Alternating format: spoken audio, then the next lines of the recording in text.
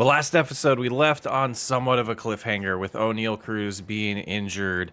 And we're taking a look at kind of his stats against left-handed pitching, which is hilarious. He's batting .257 and only 15 at-bats. He's batting .533. So we'll see how that goes once he's healthy again. But we also made a couple trades that might have been controversial.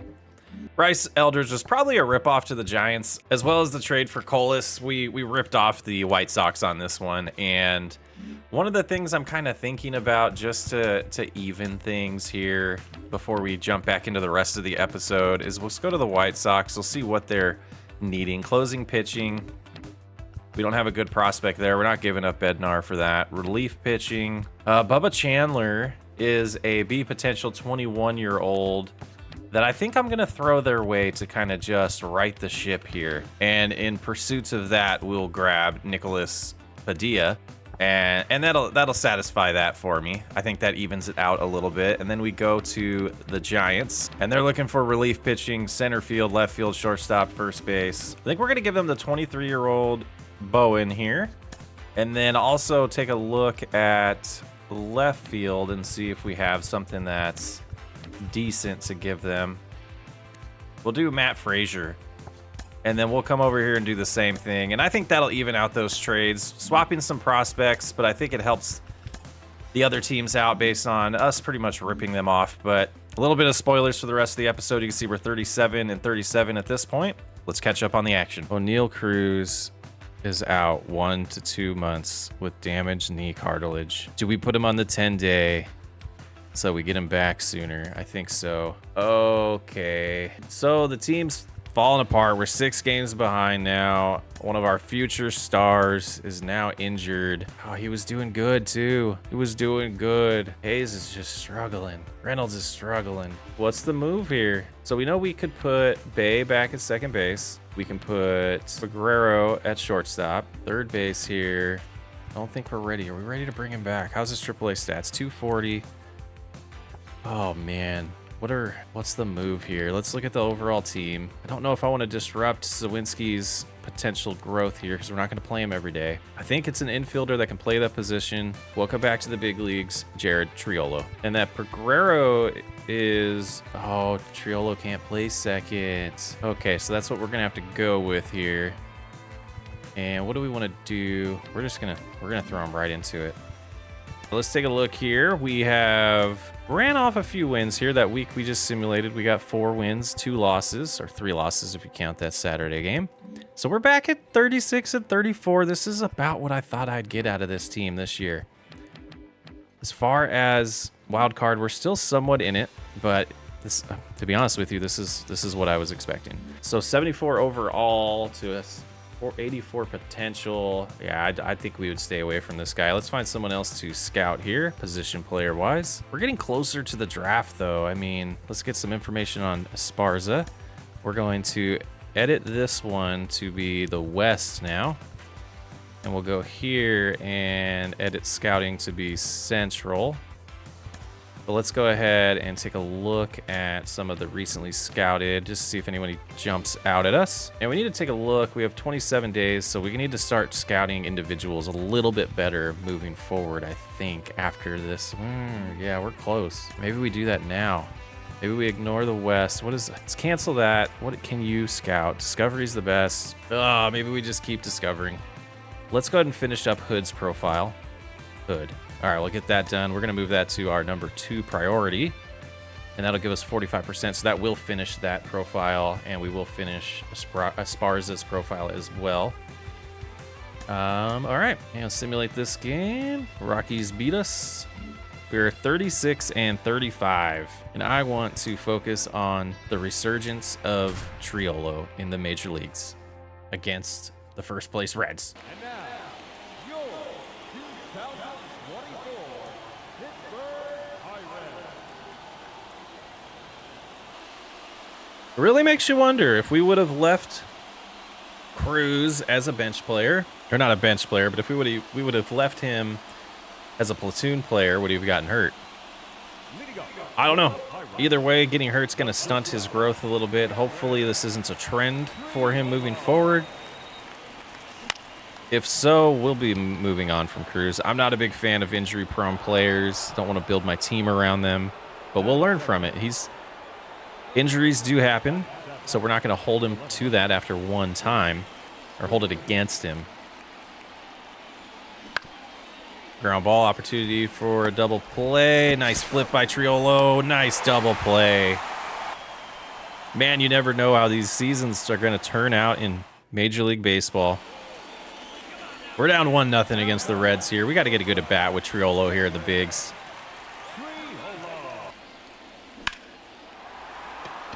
And a fly ball to right field. Not the best start. All right, we can see him in the field again. I like this glove. Black and white. The white netting there. See how the arm is. Well, he's a third baseman. You should be able to handle that throw. That was pretty. All right, 3-1. Martinez with a solo home run. Let's see if we can help him out here. And swung at a pitch. That was a pretty good pitch to hit. Good contact, just flies out. I don't know what we're going to do if he struggles again. In the field again here in the 7th inning. Runner on first, 1 out.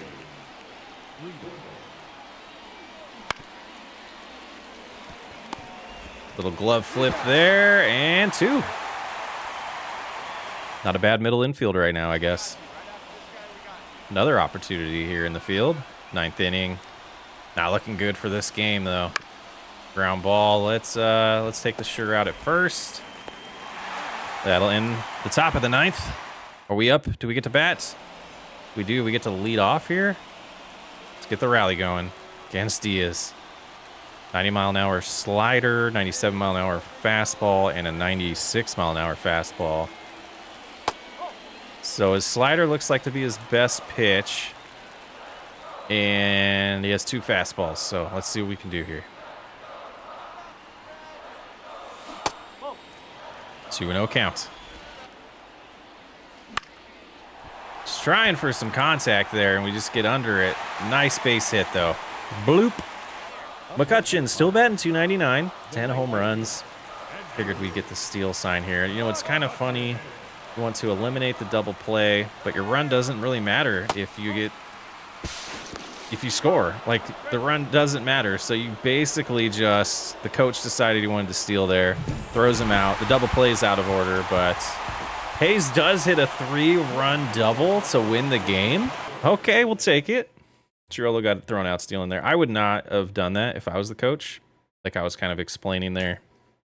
Got a runner that just, it doesn't matter. You score 1 run because you advance that runner. You need to get multiple base runners there. But on the flip side, you're trying to eliminate the double play. So it kind of makes sense. Let's go one more here with Triolo. Let's do this whole series potentially. Hayes batting .246 is kind of worrying me, but we'll see how that goes. His glove's way too good to worry about him in the field. It's just maybe adjusting where he is in the lineup might get him going. Same thing with Triolo. We might end up dropping him down to the 9-hole, maybe putting Peguero up at the leadoff position here. Foul ball on a fastball on the outside. We got a 4-seam, circle change, slider, and curveball. Oh, I saw it was the slider, just didn't hold back enough there.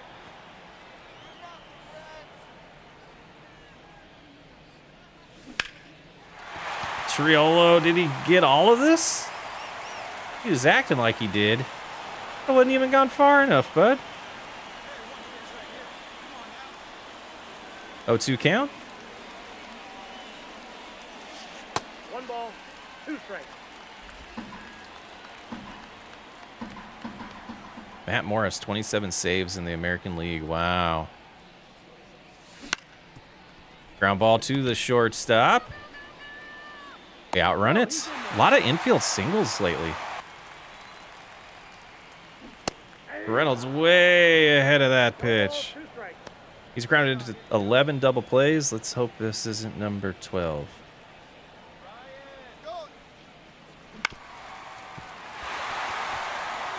And a hit and run there gets us to third base. Runners on the corners with the base hit by Reynolds. Anything but a double play, Martinez. Come on. Testing the right fielder here. And we're going to get in there. 3-1. It's 4-1 now. Runner at second. 2 outs in the third inning. This will be a tough play. Cross his body there. Does not get it there in time. So here's De La Cruz. Get to see him bat. He's one of the top prospects last year. In his second full year in the league now. And we'll finish up that inning. At least the top of the third there. Bottom of the third. Another chance with Triolo. That's a well-hit ball, but right to the left fielder. I like the contact on that. Fifth inning, it is 6-1. Just not our day. Let's see if we can get the bats going late in this game. Yeah, that was good contact or good timing. Just okay contact there. Just got to be patient with these players, I think, as we're sliding down. Start seeing us make some adjustments that are getting players at bats that we want to develop. Getting them some major league experience. It's going to be a rebuild here. That's why it's a rebuild, right? It's going to take some time. But the Pirates are going to be dominant. 8th inning, 6-1 still. That's a nice hit to the gap. Will it get past the center fielder? It does not. We'll have to hold it first. All right. Let's turn him into a contact hitter. We are going to move here to go. McCutcheon hits a deep fly ball to the left field, but the left fielder gets under it and ends the 8th inning. It's 6-1 Reds. And we lose that one, but we do get a couple hits with Triolo that game. Felt good. Benson just kind of tore us up. And to finish out this series here, we have Skeens on the mound. Let's take a look at Skeens again. Oh, I skipped past his stats. I wanted to take a look at it. Let's get going with Skeens here. Let's try to start with the slider. Just misses the zone. We're 37-36, 4th in the wild card now. We're a game and a half back. You got a feeling that that hot streak is over that started the season. And we're starting to settle into who we are. 1-2 count here.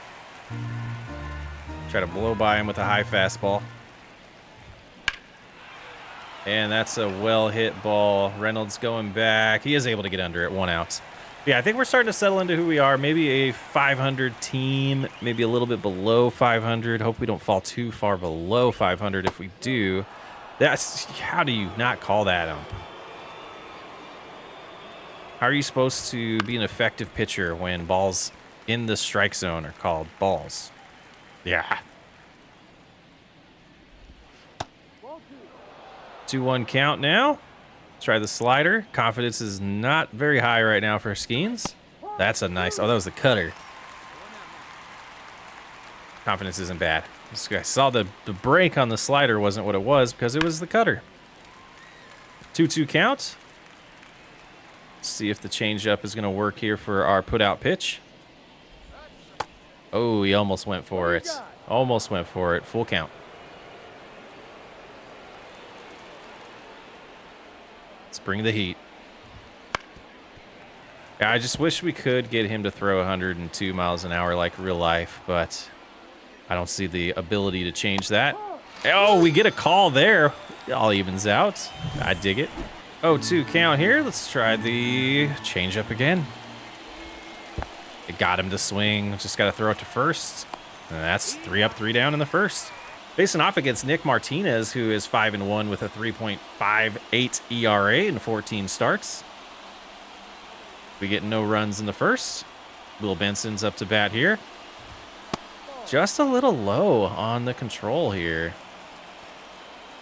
So we know the outside corner is getting calls. The inside corner is not. Let's test that theory here. See, I just am so confused by these umps. No consistency, bud. 4-pitch walk to Benson. Candelario up to bat here. That's a fly ball.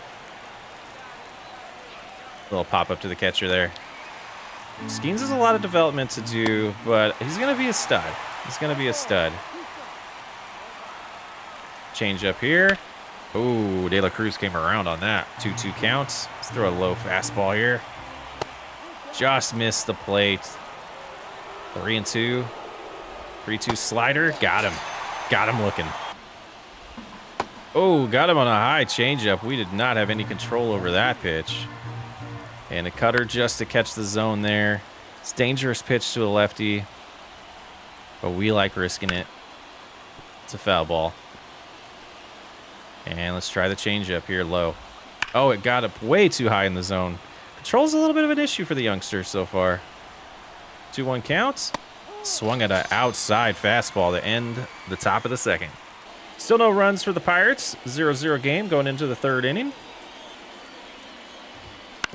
Martini up to bat. 37 pitches so far. A little more than we were hoping. And just the control is just all over the place. 3-pitch strikeout there, though. 5th strikeout of the game already. Skeens doing what we thought he would do in the big leagues. 1-1 count. Fouls off the fastball. 1-2. 2-2 count. Just missed the corner there. I don't agree with the ump again.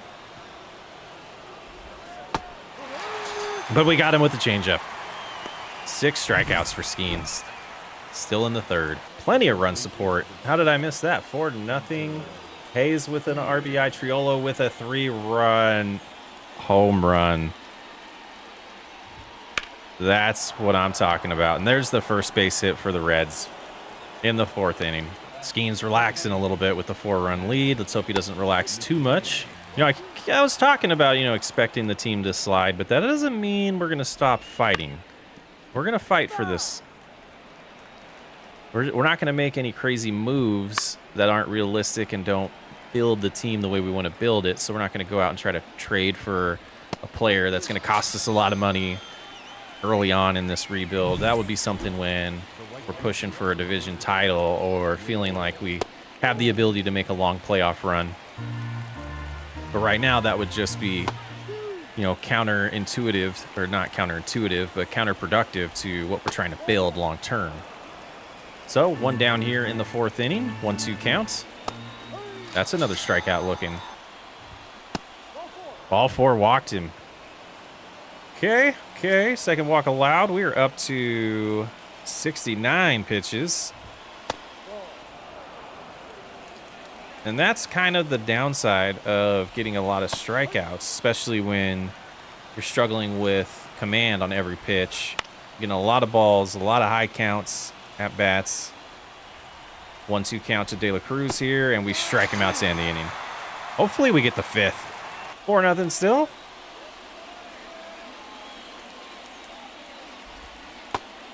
That's what we like to see. Chase that changeup.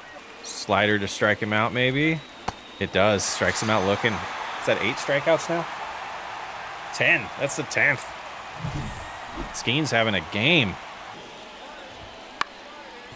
Ground ball to Triolo. He fields it cleanly over to Tellez. 2 down in the 5th. That's a deep shot to the gap in center field. We should be back here, backing up to third baseman. There we go.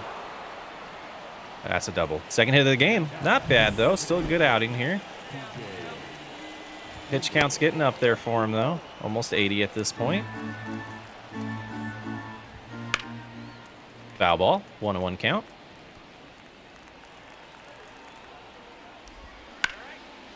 Another shot to the gap. That's going to score a run. There goes the shutout. Are they going to let us get through this inning, though?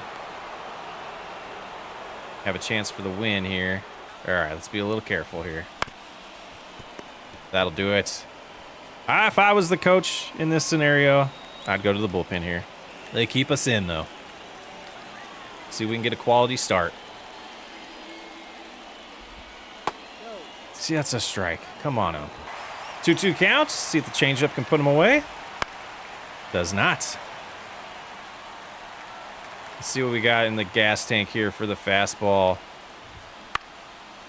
Gets him to pop out. Reynolds can get under it there. 1 away in the 6th. Yeah, you tell him, fans. I don't know if you could hear that, but he said, "You're terrible." And we got to throw pitches like that to Benson, but we cannot. McCutcheon can't get to. It's going to turn into a triple. Oh. Shelton going to come out and get us now? Yep. Not a bad outing. Not a bad outing. Let's see us finish this. It's 4-3. 8th inning, 1 out, bases loaded. Beck is on the mound. You don't want to see the wind blown for Skeens. Lots of foul balls so far. There's a ground ball up. Oh, we get 1 out, but the game's tied. Skeens is not going to get the win. That's bad luck there. 0-2 count to Martini. Runners in second and third, 2 outs. Can't get him to chase the changeup. And the 3-2 pitch from Beck. Line drive, that's going to score 2 runs. And it just unfolds for the Pirates in the 8th inning. Unravels, that's the word I was looking for. 6-4, Cincinnati. And we jump into the bottom of the 9th. It is now 7-4, Cincinnati. With 1 out and a runner on first. And this is our saves leader in the league. He's got 27 saves. Alexis Diaz. See, Bednar's not too far behind with 23. Having a pretty good year. It's just the Reds got hot.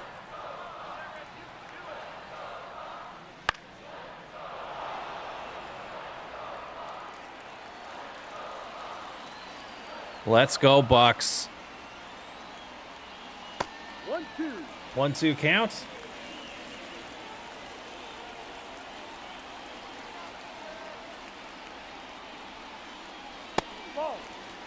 All right, Guerrero has a good eye going here. He's being real patient. 2-2 count. Runner on first, 1 out. Foul ball. Diaz delivers a 2-2 count, and it is a fly ball to left field. That should be 2 away. Runner cannot advance. 2 outs, runner on first. And that'll bring up Triolo. 2 for 4 with a home run and 3 RBIs. He's up to 236. He had 2 RBIs all year coming into this. 5 now on the season. Let's see if he can keep going here. Get a rally started.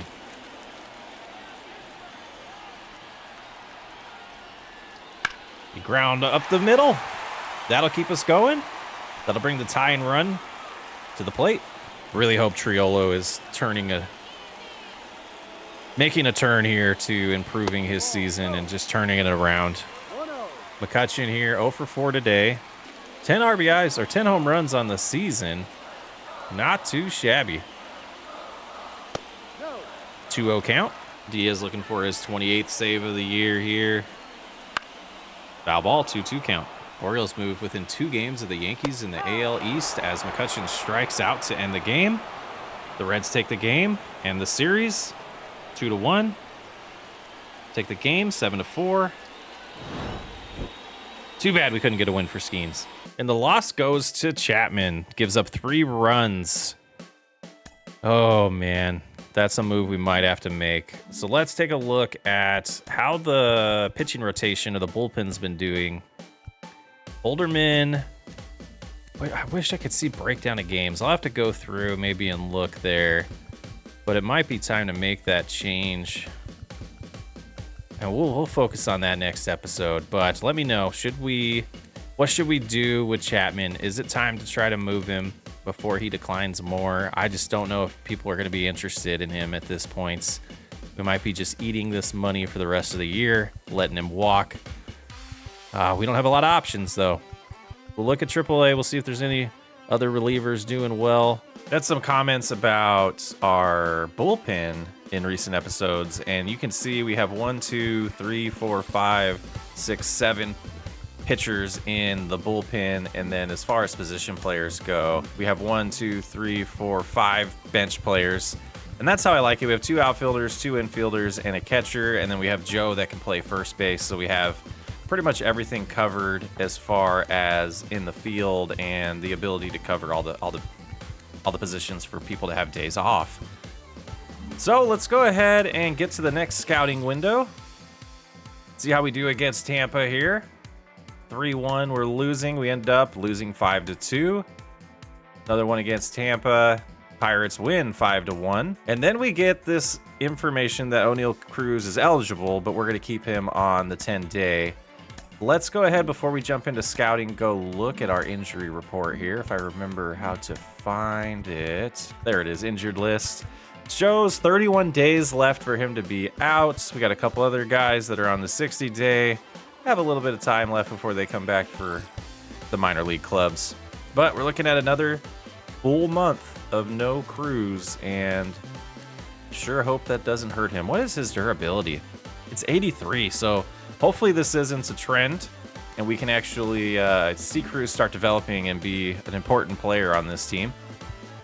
But let's go ahead and take a look at scouting here, as we're in week 12 out of 14 for scouting. So Esparza here went from 7 to 12 on our board, but the stats are freaking solid on his present stats. But is his peak gonna be about what he is? He's a 4-year player from college, from Venezuela.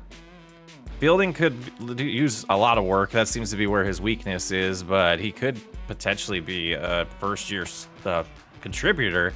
And we get a look at Hood here, who could use some work on walks, home runs, control, and velocity. But other than that, he's looking pretty solid. What are his pitches? Fastball, changeup, curveball, splitter. I kind of like that setup for pitching, but his fastball needs some work. So he would be somewhat of a project, but someone we're definitely going to keep an eye on in the future. Let's see if we can figure out who we discovered here. Looks like we have another one that popped into our board for at least some statistics or some rank on the Pirates board. 181 in Harper here, Elijah Harper, who looks like he's decent. He'd be a relief pitcher. And not terrible. Walks are a little low, but I think that's somebody we want to keep an eye on late in the draft. And these other ones, nothing's really popping out there. I think we'll keep going in the West there. Let's find another player to scout here with our pitcher scouts. Let's go ahead and go to starting pitchers. So we do have Hernandez here, who is 7th on our board now. Let's finish his profile. And then over here for our position player, let's try to find one as well. Peter Gonzalez. This is somebody I want to take a look at. He is a right fielder, and as you can see, if his present stats live up to what they are, he's a solid 50s for everything in the batting attributes. And as far as fielding, he could use some work, but let's get some information on him. We'll get half of his profile finished off. We'll get Hernandez's completely finished off this week. Finalize that plan. And as we fall, 7.5 games out, we are going to start moving a little quicker in this season. We're 4.5 out of the wild card. Pretty much how we expected it to go. We're going to get to the draft today. Reds beat us 2-0. Then 12-4. Let's look at that box score here. Triolo 1 for 2, McCutcheon 2 for 6, 4 for 4 for Tellez. He had a day. McCutcheon home run, Reynolds, Taylor, Tellez all with home runs. McCutcheon 3 RBIs. Taylor had 4 RBIs in this game, or is that his? He did. Oh, did he hit a grand slam? We missed something here. Skeens gets his 5th win of the year, but gives up 4 runs. Got a situation here, 4-0. Hayes is on a 10-game hit streak. Pirates do win there. And oh boy, it happens again. This one is a lot worse. So Triolo has fractured his wrist. He's going to be out for 2 to 3 months. That will put him on the 60-day disabled list, and yes, we would like to stop simulating at that point. We are 40-41, 7 games out, and 5.5 out of the wild card. It is slipping away, but it's kind of what we expected. We were looking for players to develop this year, not necessarily make the playoffs. So Cruz is 3 to 4 weeks left. We lost a position player here in Triolo. Wanted to wait until September, but I think it does make sense with the team slipping to get Sawinski back here. We'll see if we can get him in the lineup. Let's go ahead and look at that first. Let's see what we're gonna do move-wise. McCutcheon 285. He's starting to decline. Martinez is declining as well. We got Hayes starting to grow. Taylor, he's starting to catch up from some of his declines that he had from us not picking him up at the beginning of the season. But you can see some players just aren't developing. One I was really interested in is Reynolds is at his potential in this game. He is an 83 potential, 29 years old. So, I mean, we have him till 2031, and that's not going to be good by the time we get there. Paying him $13 million. Guerrero's already playing every day, so we need probably to bring Bay back in the lineup. So we'll swap this out, put Guerrero at shortstop, Bay in the lineup. But who do we put leading off now? Bay has a 95 speed, so I guess we can go with that and see how he does. Batting 230. I don't like that in the leadoff position. We could, then that leaves us with 4 on the bench. Interesting. I didn't realize he could play all those positions as well. That's a huge piece of the puzzle here. He's got 7 at bats since he's come off the injured list, batting 217. So I think that means we could. Well, what would we do with Sawinski? He's not going to play every day unless we start having him play instead of McCutcheon, but McCutcheon's having such a great year. You want to see him start the rest of the games to potentially end his career with us. Center field, Taylor, 262. Yeah, I don't know what the right call is here. I think we get somebody up here that we would use in emergency situations and let Sawinski get more at bats in AAA. I think is the call. And I think Josh Palacio is going to be the call to bring him back up. Somebody who's not really part of our long-term plans, but we could see him get some, backup, pinch hit opportunities and give some players some days off as well. So at the end of June, we're on June 30th now, and we are 40-42, 8 games out of first place. Let's take a look at this scouting here. So Peter Gonzalez, whoops. Looks like he dropped in his ranking with us, and his overall is starting to get closer. It's 90 is potentially the highest, lowest is 66. Interesting there. But those present stats, he could be pretty good. We're gonna finish that profile. Here, Manuel Hernandez gives us something interesting early on. I don't know how many teams are going to be aware of him, but with his overall being 69 to 79, and his potential 80 to 90, we're honing in on that, and that could be a steal of the draft right there. We're going to keep an eye on that. One more player discovered. Let's see. We have here nothing really to be excited about. Let's change this to the Central. I don't know if we've done the Central yet, but we'll hopefully maybe get 1 or 2 players in there, as we only have a couple things left.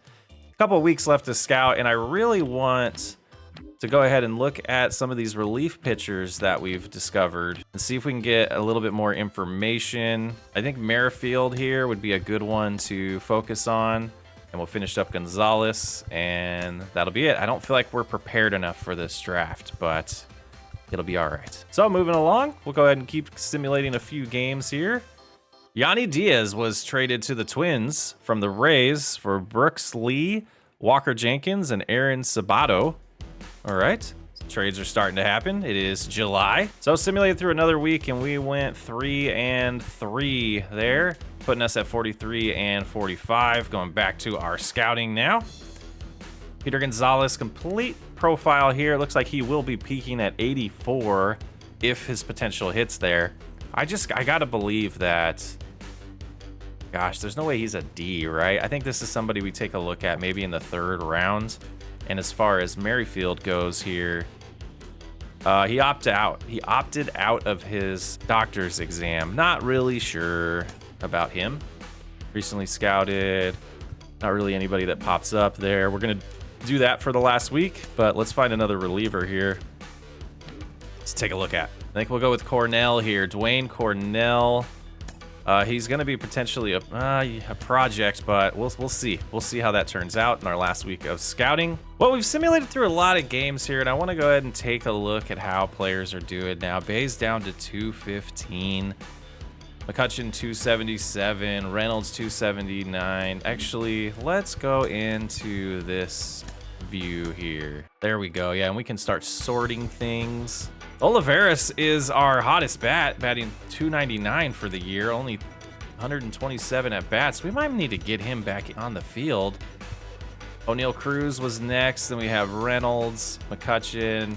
Triolo was starting to get hot, and he got hurt. That's unfortunate. And then it kind of, you know, we got JD Martinez kind of bruised up right now. And then Henry Davis is here doing pretty decent. He should be developing pretty nice. He's a future catcher. I dig him.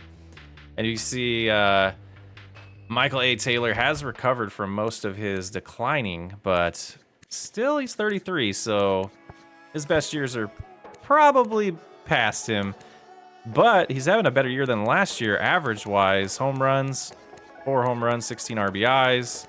Not too bad. Since Rodriguez has come off the injured list, he has gotten 14 appearances or 14 games played, batting 250. On base percentage, not great, not bad there. 345. Connor Joe, 248. Just kind of seeing the struggles that we expected from this team, and Bay's been the biggest disappointment to me. He is improving still. He's still young, but 215, that's just not going to cut it. So let's go ahead and see what we got here. I'm not prepared for this, but it's time for the draft. I'm gonna go ahead and fill up our prospect list of people we're interested in and rejoin you. So I think that'll help us get through the first phase of this draft. The number 1 player we're wanting to go after is Shane Castillo. If he is there when it's time for us to draft, we're 100% drafting him. Then we have Franz Talbot here, who I think is also a solid prospect. We potentially might go with him if he's available. We have Espraza here, who is another solid third baseman. And then we get into our pitching here, and Rivera intrigues me, but he's more of a project. I think Oswald is probably who I would lean to, and I'm going to move him up our board. And I don't know. This is going to be tough because he was 5th on the board, on the MLB board, 13th on ours. Hernandez is another one that I do like. His strikeouts are low, but walks that high and hits as high as it is. This is a guy that if he's there in the 2nd round, we're probably going to draft Manuel Hernandez. I don't want him to slide any farther than that. Joaquin Hood is another one that I kind of want. Walks are a little bit low. Home runs are low. He's somewhat of a project, but if we could get him in the 2nd or the 3rd or 4th round, hopefully nobody else scouted him, but here we go. And let's start it. And let's see who gets picked first overall. Shane Castillo, what a surprise. Okay. Howard Young, we did not do any scouting on him. So someone we didn't think would be available for us anyways. Oswald Ramirez goes that early. Okay. Wow, he goes 3rd to the Rockies. Okay, so let's let this play out. What do we do here? Oh man, so many decisions. We are on the clock. We have 4 minutes to make our decision, apparently. Now, between Castillo and Talbot, I don't know how much of a difference there is, but I absolutely feel like we're going to go for Franz Talbot here, draft him as our first pick in this draft. Welcome to the Pirates, Franz Talbot. He opted out of his exam. We might have some trouble with injuries. That might be a risky one. Now, at this point, we're hoping that someone like Hernandez is available to us next round, or Hood. Hood, I definitely think we can sneak and grab later on in the draft, maybe 3rd or 4th round, but I want to be careful with that. We do have a competitive balance pick number 36 coming up, so we'll see who's available when we get there. And looking at our board, it is diminished besides our 2 unranked MLB players. I don't want to lose them. We're gonna draft Manuel Hernandez, probably way too early, but that's the risk we're taking. Welcome to the club, hopefully. At our next pick, it is 46th overall. Let's take a look at who we have under here. Scouted. We could just grab Hood right now and just have him as a long-term project. I think I am going to opt to risk him being available later in the draft. We are on pick 46. So let's take a look at some of our prospects here, and I'm going to try to find somebody. I think what we're going to go with is Reggie Merrifield here. We're going to go ahead and draft him in this second round with our 46th pick overall. And we'll see how that goes. And Hood, we're definitely going to do next round here. Yeah, 85. Let's go ahead and get Hood locked in. Might have been able to go longer, but welcome to the club, Hood. Hopefully. All right, fourth round here. Let's look at our prospects and scouted. A lot of pitchers. So this process that we went through got us a lot of pitching prospects. Not very many players in the field. Let's see if our first baseman, yeah, it looks like the first baseman we scouted, Mayo, is gone. I was going to try to sneak him in the 5th round here, or 4th or 5th round, but we're running out of time. Let's get over here, 30 seconds. We're going to draft Venezuela. Oh, we almost didn't get it in there. Valenzuela, Israel Valenzuela. Well, we'll see. He's not a huge upside as far as like super high potential, but I think it'll be good. We get the last few rounds here, and we do have players that we have scouted available to us, so this has helped late in the draft. Tejada here, only 65% scouted, but I think he's worth the risk to draft him. So what we're seeing is with that strategy, we're getting a lot of players left that are ranked on our board, but nobody else is scouted. So we'll go ahead with Coronado here. A lot of pitchers this year. He opted out. That's a late pick for us, so be safe there. And that'll do it for the draft. Well, that finishes the draft. Let's go ahead and simulate this game against the White Sox. And we lost that one 4-2. So at the All-Star break, we are 46-50, 4 games below 500, 11 games out, and we're definitely still in the rebuilding phase. Now taking a quick look at some of our players that were interested in their development. It looks like Eldridge ended up being an all-star. Beautiful. So his stats so far, 1 home run, 21 RBIs. He doesn't have much power yet, but that will develop. Look at that contact versus left going up. Beautiful. And yeah, fielding pretty good there, 2 errors. OPS 643, slugging 317. So some improvement, strikes out a lot, a decent amount, not a lot, a decent amount. Let's keep looking here. Johnson's up to 69 overall. How is he doing? 256, 5 home runs, 36 RBIs, 48 walks, 74 strikeouts. Still time for him to develop. He'll be fine. Got 2 months left on that, but we're getting close to getting Cruz back. 1 to 2 weeks. He'll be back hopefully for the rest of the year. Look at Colas here. Struggling against left-handed apparently, but he's batting 263, and you know, everything across the board is improving. So a little bit of a project there. The last player I'm really interested in taking a look at is Jared Jones, who's in a cold streak, but 8 wins, 6 losses in 115 innings.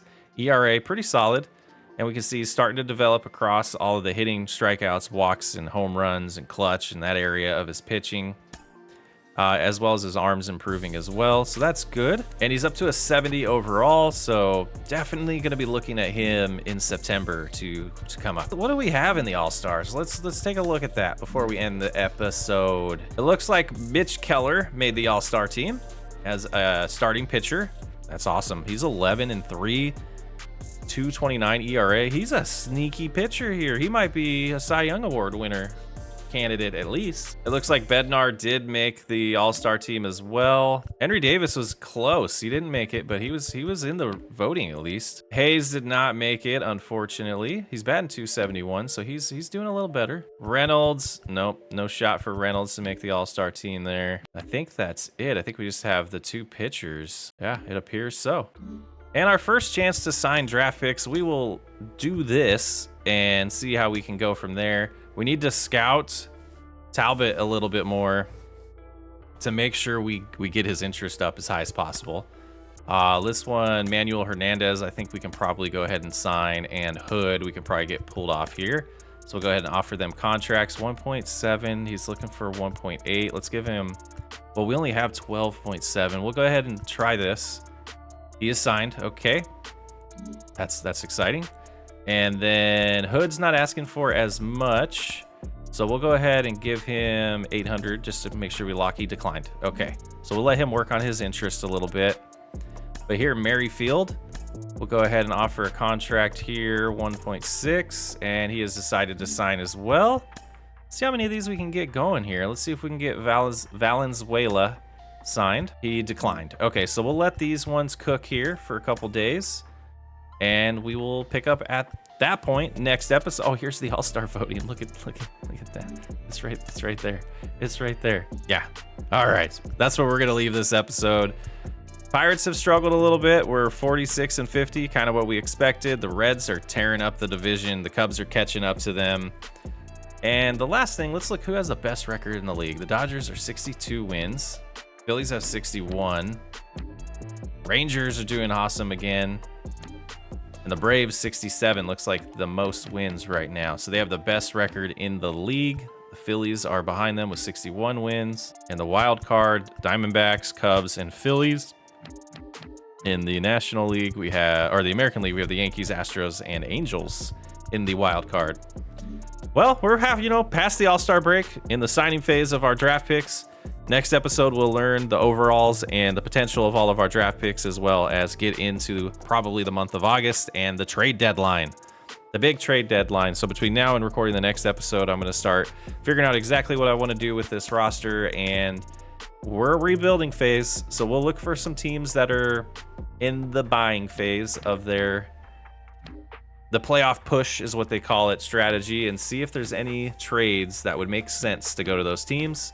We're going to try our best to make them fair trades, but this is a video game. We are trying to build a good team. We're not going to blow up anything. We're only going to trade players that have expiring contracts or are just not part of our future. Probably a long episode. Thanks for hanging out. Not much baseball in the last half of it, but a lot of administrative stuff. We'll get back to baseball next episode. I'm Sox Way Up. Thanks for hanging out.